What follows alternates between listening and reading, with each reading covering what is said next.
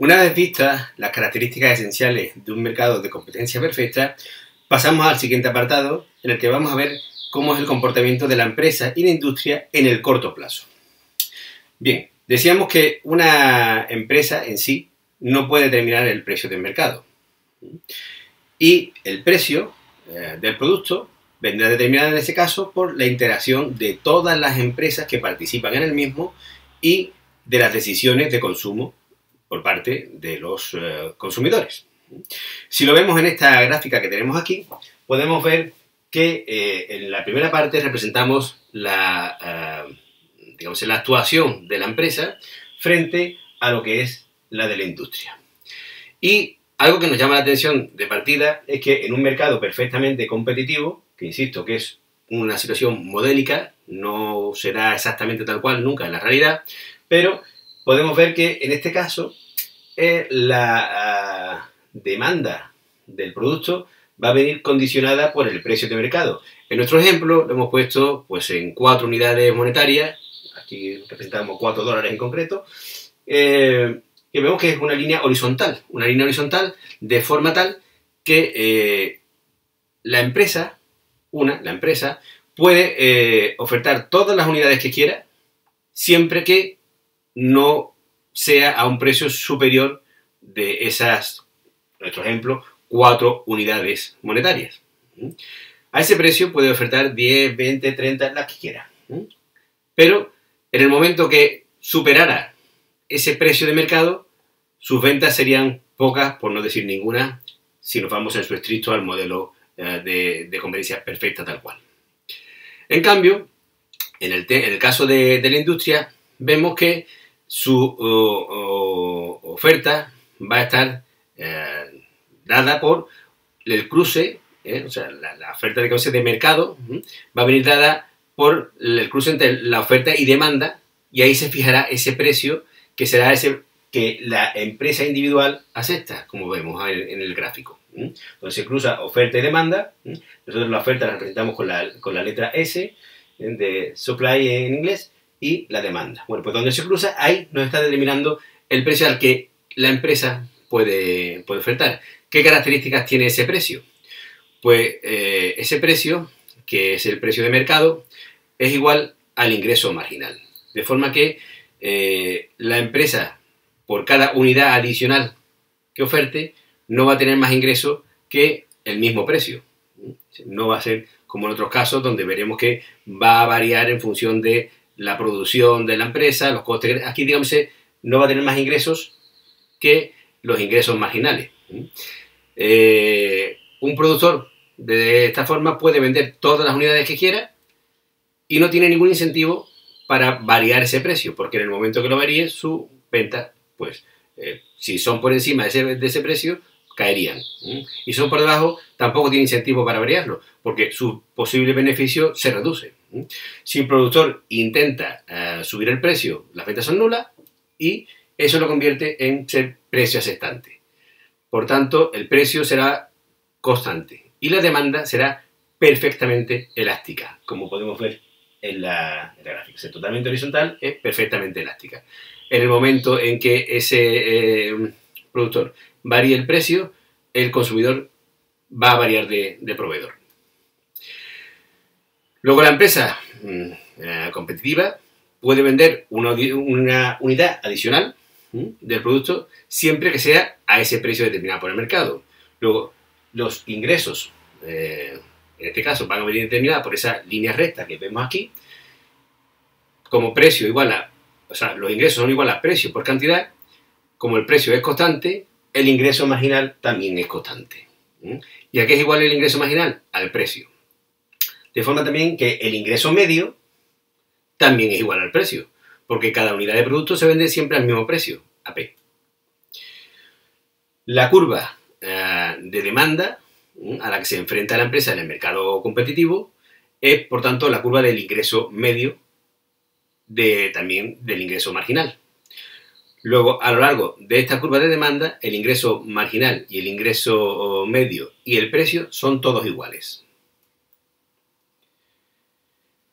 Lo siguiente es que nos planteemos el objetivo de la producción y de la curva de la oferta de la empresa. El objetivo siempre será la maximización de los beneficios. Y sabemos que los beneficios económicos, no beneficios contables, beneficios económicos se producen en su máximo cuando el coste marginal es igual al ingreso marginal. Como estamos en un mercado de competencia perfecta, ingreso marginal ya hemos visto que es igual al precio. Luego, la maximización de beneficios en este tipo de mercado se da cuando el coste marginal es igual al ingreso marginal igual al precio. Bueno, pues combinaremos los análisis de producción y coste con la demanda para determinar cuál es la producción y los beneficios. Sabiendo siempre que una empresa debe producir donde su ingreso marginal es igual a coste marginal para obtener el máximo beneficio económico, no contable. Bueno, pues si lo vemos gráficamente, tenemos aquí esta gráfica que en principio nos puede parecer un poco liosa de entender, pero vamos a intentar explicarla para que se entienda fácilmente. Por una parte tenemos la línea horizontal que ya hemos visto anteriormente, esta gráfica con otro nivel de precio, también con efectos didácticos, no lo hemos inventado, ¿no? Pues tenemos aquí que el precio al que se produce la oferta de mercado sería el de 80 unidades monetarias. Pues lo marca aquí y vemos que como estamos en un mercado de competencia perfecta, ingreso medio igual a ingreso marginal igual a precio. Por eso nos sale que en este caso es totalmente horizontal. Vale.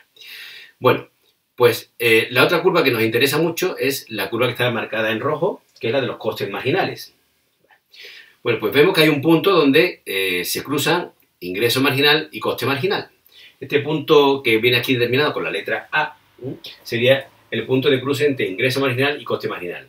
Ya sabemos que ese es el punto óptimo para la empresa y da lugar a una producción Q asterisco, que es la producción óptima. Vale.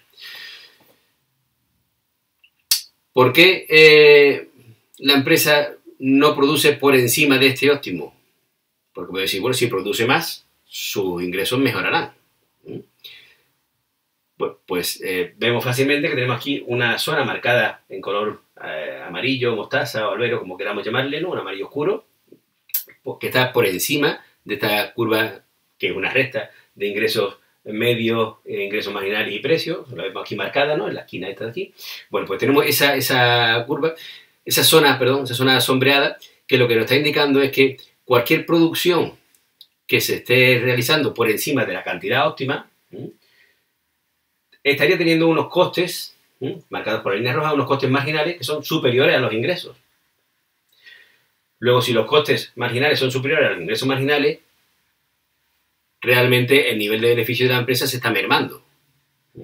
Con lo cual, digamos, a la empresa no le interesa producir más unidades llegado a ese punto. Posiblemente, llegado a él, tendría que plantearse una reestructuración, ampliación de capital. Estamos hablando del corto plazo. También podemos decir qué pasa si produce antes de esa cantidad óptima. Pues si produce menos de esa cantidad óptima, igualmente la empresa está teniendo, digamos, una situación que no es la adecuada, porque está renunciando, que sería el otro área, el otro triángulo aproximadamente que tenemos aquí marcado, ese triángulo anterior a la cantidad óptima, nos está indicando que la empresa está perdiendo unos potenciales beneficios por no estar produciendo la cantidad necesaria. Luego, el margen de beneficio para la empresa será este rectángulo, que tenemos aquí marcado en un color más intenso, que sería pues, el que determina las letras A, B, C, D. Ese sería el beneficio óptimo para una empresa que produzca bajo estas condiciones. ¿Vale? Luego, resumiendo, la empresa en un mercado competitivo, en el corto plazo, cuando experimenta pérdidas, pues la empresa experimenta pérdidas siempre que esté produciendo pues con costes marginales superiores a los ingresos marginales, o está reduciendo sus beneficios siempre que sus ingresos marginales podrían ser superiores. No abandona el mercado una empresa que está sufriendo pérdidas cuando espera incrementar sus ingresos en el largo plazo. Lo vemos en esta otra gráfica, donde vemos pues la situación de una empresa con unos costes marginales nuevamente marcados con una curva roja, y tenemos que sus costes variables medios los tenemos representados en esta curva azul y sus costes totales medios en otra curva azul más alta, porque incluye también la parte de costes fijos.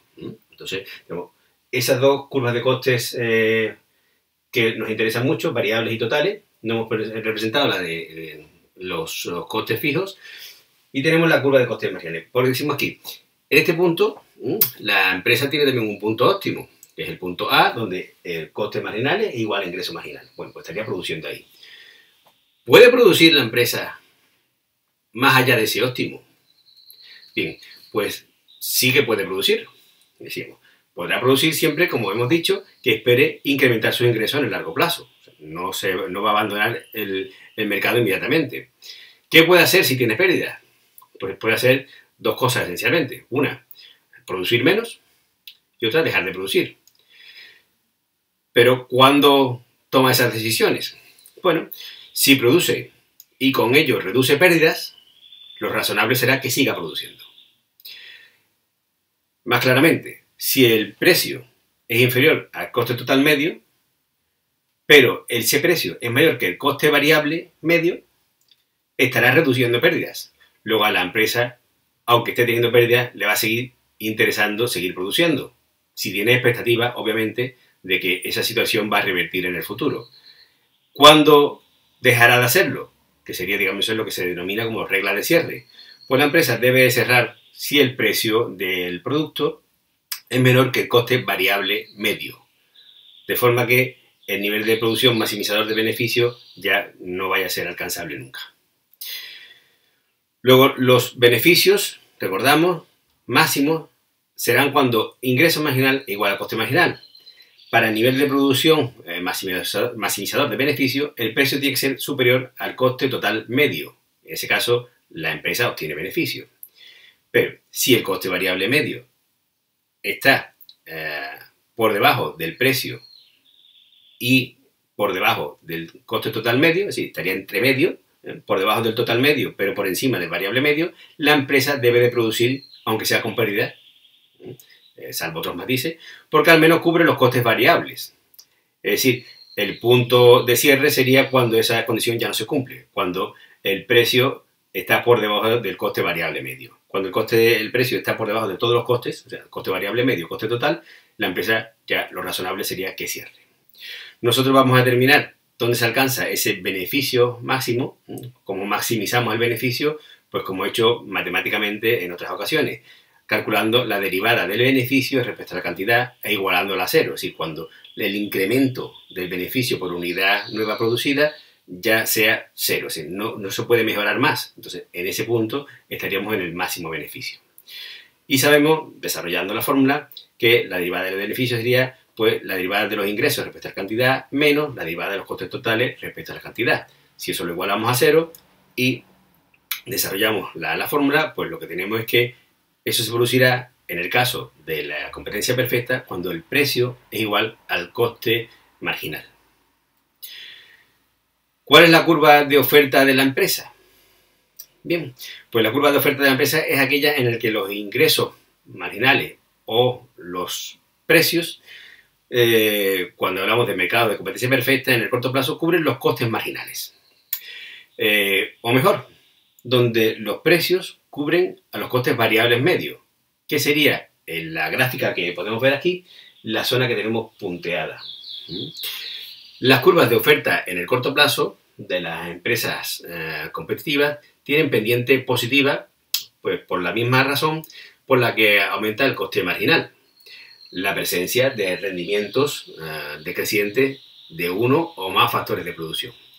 Por tanto, una subida en el precio del mercado induce a las empresas a que produzcan más, si están dentro de él.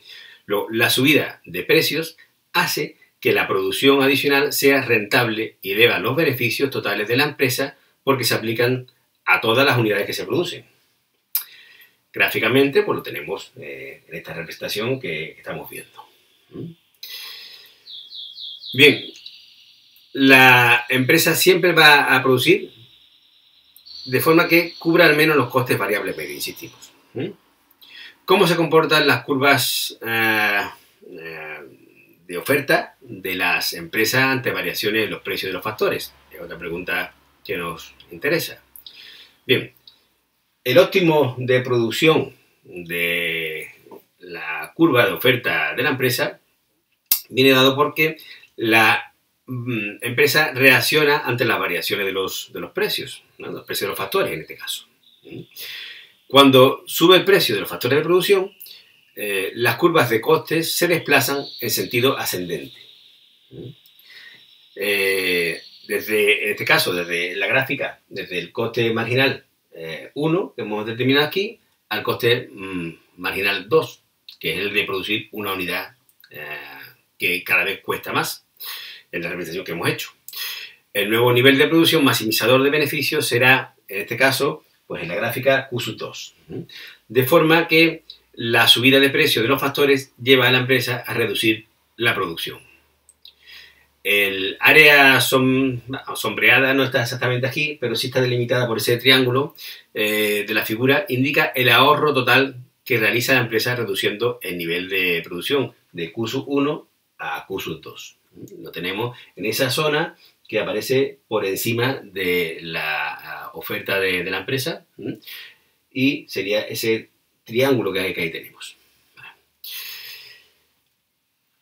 El siguiente elemento que vamos a estudiar va a ser cuál es la oferta de la industria y el mercado en el equilibrio. ¿Cuál sería? Bien, la curva de oferta del mercado en el corto plazo nos dice cuál es la cantidad de producción que obtiene la industria, es decir, la suma de todas las empresas en el corto plazo a cada uno de los precios posibles. Luego, consideraremos un mercado competitivo.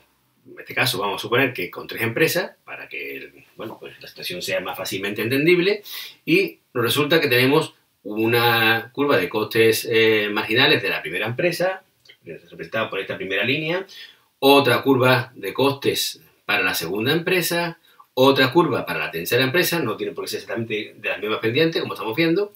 ¿Cuál sería la oferta de la industria en este caso, en el corto plazo?